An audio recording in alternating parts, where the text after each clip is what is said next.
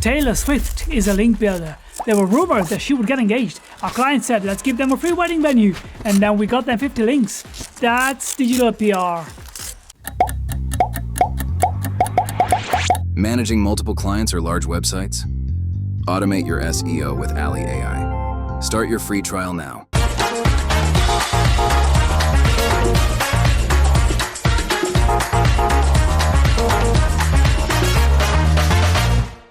Wix Studio, one end-to-end web creation platform for your agency to deliver exceptional work with absolute efficiency. Hi, I'm Emily, as you probably can guess. So I'll be talking to you today about Performance Max. Love it or hate it, it's here. I know a lot of people have had mixed experiences with it, but I guess the sort of key strategy that I'm going to speak to you about today is about how you can use your controls and insights to actually levitate your visibility, maintain control, etc., etc. So nice. Oh, the clicker. I'm work at Dentsu. I'm Emily Schaffer. I'm a senior manager across both paid search and SEO. Hence, while I'll be focusing on total search strategies for Performance Max. So for those who aren't familiar with what total search is, it can be also referred to as holistic search. And the aim of it is basically give the right customer the right message at the right time. So basically you want to be able to work together across both channels to make sure you're able to drive incrementality, drive volume and be efficient. So then moving on to what is Performance Max. So I hope most of you know since you're here today, but just in case, can you do a sort of a raise of hands if you are aware of what Performance Max is? Good, so that means I really don't have to go into detail. But yeah, for those who aren't aware, it's basically a combination of all your different inventory options across Google, and it basically combines it all into one campaign. And the key thing to note here is that it is keyword lists, so it means that your targeting will come from your landing pages or your feed if you attach that.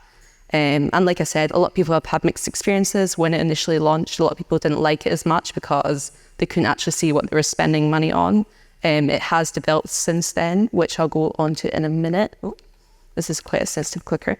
But you can see comparing like 2022 to 2024, the spend has really tripled across sort of the many clients. So it kind of suggests that we have a lot more spend that is going through Performance Max. It's a huge growth area, but the issue is a lot of people don't know what they're actually spending within Performance Max. So I couldn't come to Brighton SEO without doing a meme because I think that's pretty classic. But you can see that we've sort of got the Performance Max, marketers who are getting excited by it, but then there's that loss of keyword level data, which is sort of the foundational sort of area for any holistic search strategies. And that's therefore the sort of launch of Performance Max has left us with compromised, limited holistic search data, as I talked about. However, since then, there has been a lot of feedback that I'm going to try and claim that the adaptations made have been because of feedback, but I don't work at Google. I'm going to deliberately not look at the person who works at Google as I say this, but there has been a lot of enhanced sort of insights. So as you can see, I've got a bit of a timeline. So if we think about the initial launch of Performance Max, it was quite basic in terms of what it offered. It was a very exciting sort of new growth area, but we didn't actually know a lot about where we're showing or what we're spending money on. However, since then, we've had so many more sort of insights and tools released, which has sort of enhanced those areas. So I'll talk through a few of them today, but you can see there's a lot more. And even since then, even last month, they've actually introduced 4 more insight tools about creative testing, impression share data, performance insights, and pacing data as well. So it continues to develop. It's great to see, but we need to think about how can we use this strategically. So what controls do we have today? That's what I'm going to talk you through over 4 tools that we've got. So the first one, so we've got a sort of search term insights tool, and how do we use this for holistic search for content sort of creation strategies, basically. So this is what it looks like in the interface. So you'll go into your campaign and you'll see that there's a few different sort of like keyword groupings. The thing to note here is that it is keyword groupings, it's not individual keywords. So that therefore means that you can't literally see single thing you're showing for, but anything is an improvement compared to what we initially started with. And you can also hot tip, so if you go into view details report, you can see sort of the impressions and clicks, etc., attached to those keyword groupings. So then how do we use this for holistic search? So our first step is reviewing that sort of data. So thinking about, for example, say you see that leather skirts are showing a lot within Performance Max in your search term report. You can then review sort of organic coverage. So what are you ranking for organically? Have you got leather skirts in there? If not, it might be something that you offer, but it's not necessarily something that you have a page for. And that therefore gives you a bit of an indication that this is sort of an incremental growth area for you to build out a page. So specifically dedicated to that type of content. And that sort of gives you a bit more for leverage, drive more incremental growth through organic. Obviously it's free, whereas paid search you pay for. I imagine I don't have to explain that today. But so that gives you sort of more of a area to boost where it might be quite competitive for paid search coverage.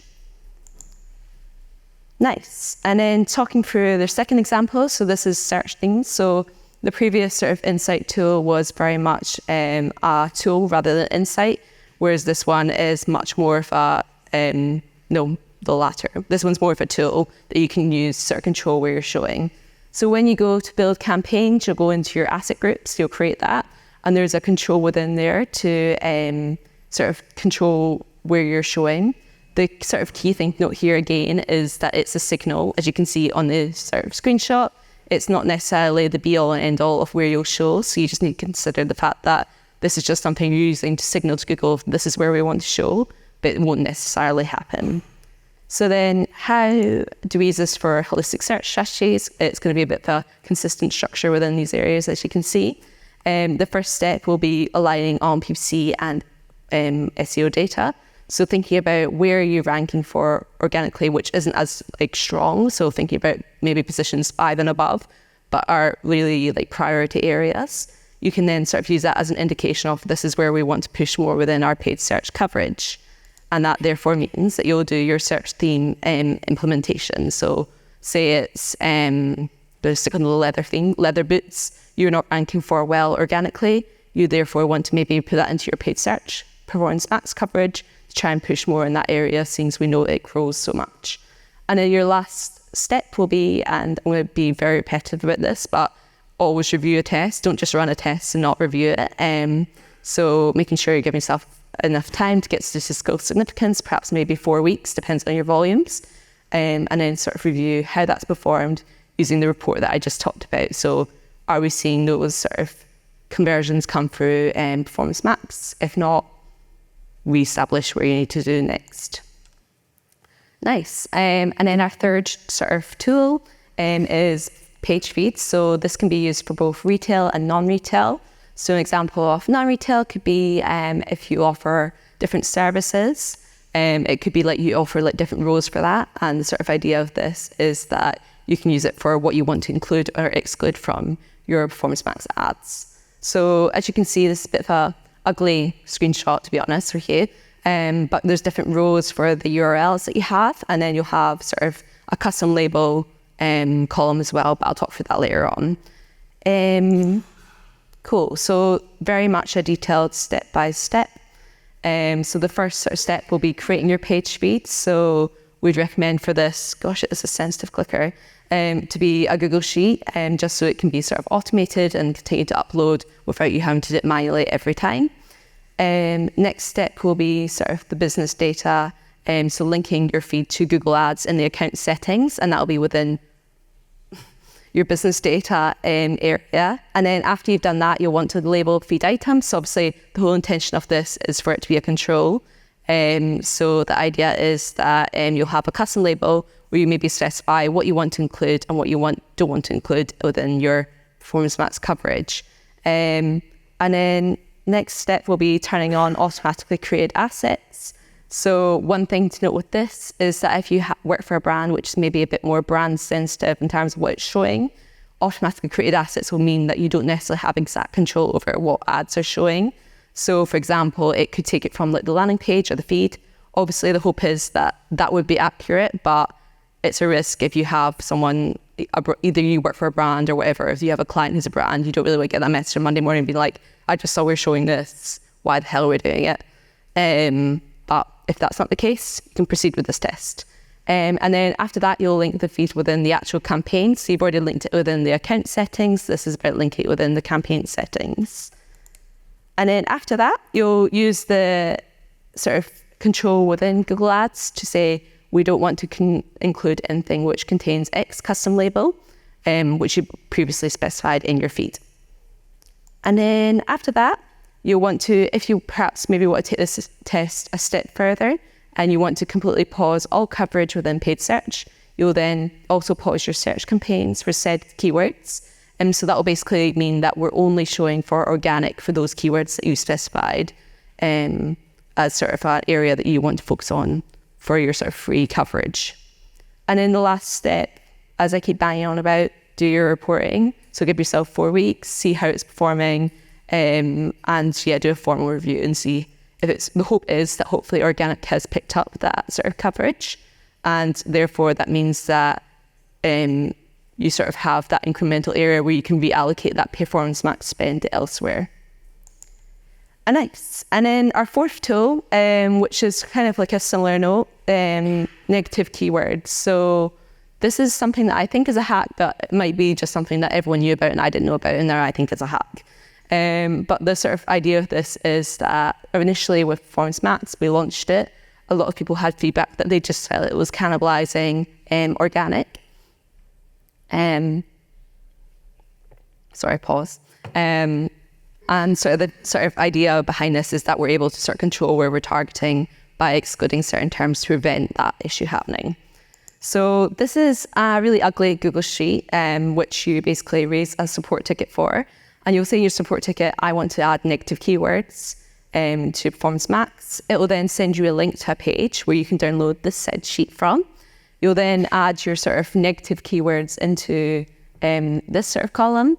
And you'll specify which campaigns, which accounts, etc. And that will basically give you the sort of option to then re-upload that into the landing page you're previously on. It all makes sense when you're actually doing it. This just seems like very jumbled. And then you can sort of, and then they'll do it in the back end. It's all sorted for you, basically. So I've kind of already talked through it, but I guess 3 hot tips. First one is make sure, well, I think about like when you're considering what to exclude for your keywords, I think about the fact that a lot of your Performance Max coverage may be going through brand. That's certainly something that I noticed in the beginning, and therefore organic seeing a massive drop. But obviously, if you are ranking well organically for brand, it's not that competitive in the area. The sort of my reasoning is, what is the point of paying for this? So that's something that I'd personally recommend testing. So maybe consider brand, but you can also do it for non-brand. So say you're ranking really well for a certain area of your products or services, and that's like an area that you have monopoly over. Maybe you don't want to, or maybe you do want to negate that from Performance Max because you're already ranking for it well organically, so you're owning that space. My second hot tip is that maybe when you raise this ticket, you create a negative keyword list.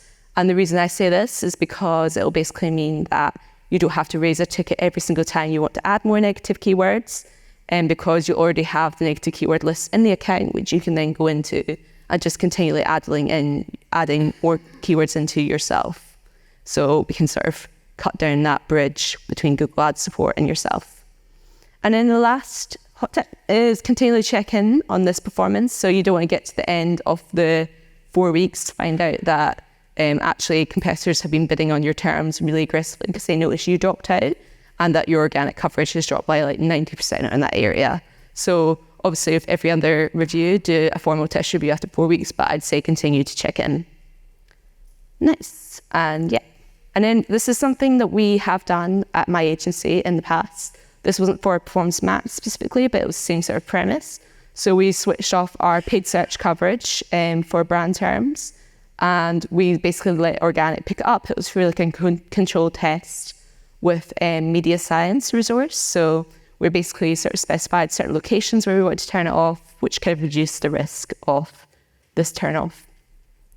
And basically as a result, we're able to save ourselves over £1 million of media spend, which was previously going through brand, and we were able to reallocate that elsewhere. And as you can see, we pretty much saw stable transactions throughout the test period, both pre and post, which meant that it would basically, organic was able to save the day, whatever, and keep that sort of performance.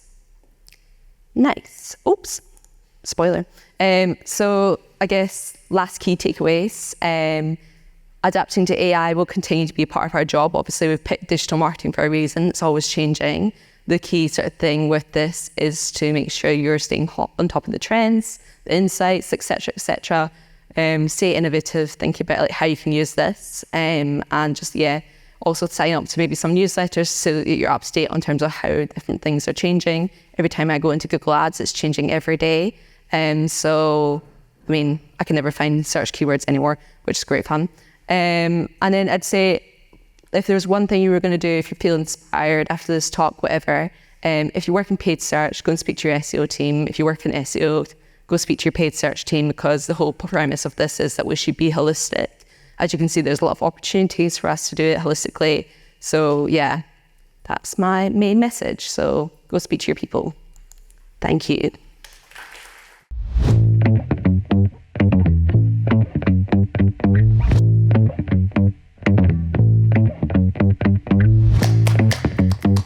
Monthly reporting making you want to shove sharp things up your nose? Try Dragon Metrics, the all-in-one SEO software with mind-blowing reporting tools.